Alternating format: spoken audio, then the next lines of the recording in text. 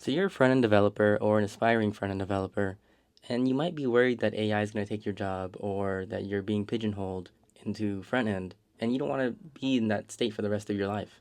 Or even worse, you could be a full-stack developer who is facing overwhelming expectations. That's why I want to help you navigate your career to the next goalpost, to something more like traditional back-end engineering.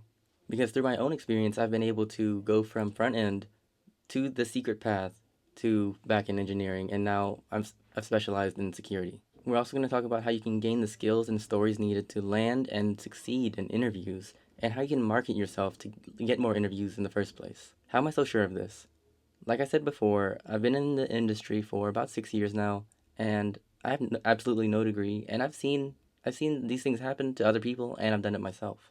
Now, to get straight to it, yeah, I think AI is going to hit front end development the hardest out of any of the CS industry roles. And even though I'm grateful that front end development got me into the industry, I've really felt this deep uncomfortableness ever since my first development to critique cycle.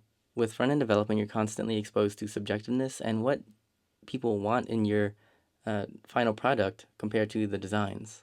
And sometimes you get things that are asked of you that are just unfeasible for your team. For example, a founder could ask you to design uh, ChatGPT, and then whenever he looks at it or they look at it, they'll ask you where the AGI is.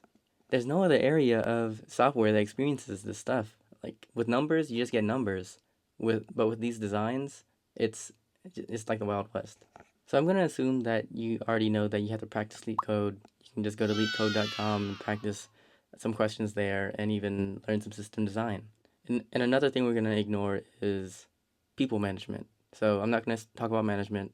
I'm just gonna talk about the most tech forward role that I can think of that can get you from front end development to back end or some other kind of non front end development. So the secret path is going to be data and analytics. Because, I mean, from my experience with it, whenever you're working with the front end, you're normally putting together these components and it, it's pretty redundant. But whenever you're working, but you also know code and you have demonstrated the ability to learn code, and with data and analytics, you just need to be able to learn some SQL, and then you can combine that SQL knowledge or mQuery or something in order to make more designs but out of numbers. And this can be very valuable for corporations or small companies even. I used to work at a small construction company, well, relatively small. They took a lot of value from the charts and graphs that we were able to create from their financial numbers and things like that. Like I get that front end can also deal with queries and things like that as well, but you won't be dealing with the same amounts of data, and you won't be running into the same scale of problems when it comes to data as a backend engineer, as a front end engineer. So if you're interested, what does a career path look like for this secret path? You go from front end engineering, that's what I did, to and you jump to some kind of Node.js shop, and you can dabble into backend.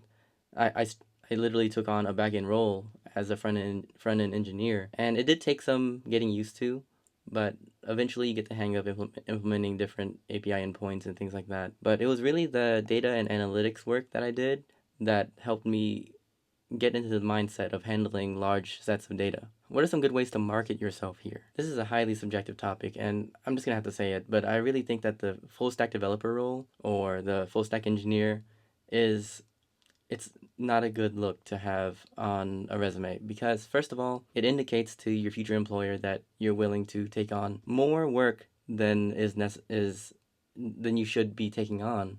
Not because it's too much of a workload or anything, but the expectations of the knowledge of someone with a full stack development role is really wide. And they might hard press you to demonstrate all the skills that are required of a full stack developer. So you'd have to know how to deploy your application, how to write front end code, how to write back end code, everything under the sun, and it's really it's uh, it's unrealistic. So just proudly proclaim yourself as a software engineer. Put your experience above everything else. Don't put skills that are just way out there. You can take a look at my resume in the description. It's very simple. You can literally copy and paste it and just plug in what your roles and things like that, and your experience and your school history. Yeah, and soon recruiters should start adding you on LinkedIn and sending you messages. Good luck. Later.